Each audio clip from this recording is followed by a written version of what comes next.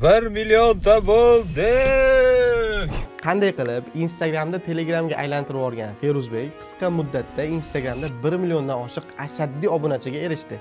Feruzbek haqida emas, 3 ta sirni hammaga aytaman. Birinchisi Telegram formatidagi dumaloq videolar. Feruzbek bu stilni mashhur qilishidan oldin eslaysanglar, bunaqa dumaloq formatda faqat qanaqadir urushlar, zapalar yoki nimadirlar muammolar olib chiqiladi. Feruzbekning videosi birinchi ko'rgan inson, menimcha nimadirdan shikoyat qilib chiqyapti deb oxirigacha ko'rgan va shu formatni mashhur qilishiga sabab bo'lgan. Ikkinchisi hayotiy muammolarni yumorga aylantirish. Feruzbek g'irt jaydari, qishloqda katta bo'lgani uchun katta yoshdagi insonlarni ham, yoshlarni ham hayotiy muammolarni cho'tki qilib yumor qilib olib chiqib bergan. Albatta, unda bo'lgan ora menda ham bor deb kuzatuvchilar kommentariyaga ham yozishgan, shunaqa qilib axlatlari ko'tarilgan va shu stilda, yumor stilida mashhur bo'lgan. Uchinchi siri xarizma. Feruzbek o'ziga Telegram formatini tanlab olgani uchun do'stiga qanaqa bemalol shaklda video jo'natsa, Instagramga ham xuddi shunday qiladi. Ya'ni hech qanaqa tayyorgarliklarsiz, hech qanaqa tekslarsiz bor emotsiyalarni chiqarib beradi. Bu videoda kommentariyasiga o'zini belgilab keting va menga obuna bo'lishni unutmang. Keyingi videoda kimni razbol qilamiz, kommentariyaga variantlar yozib keting.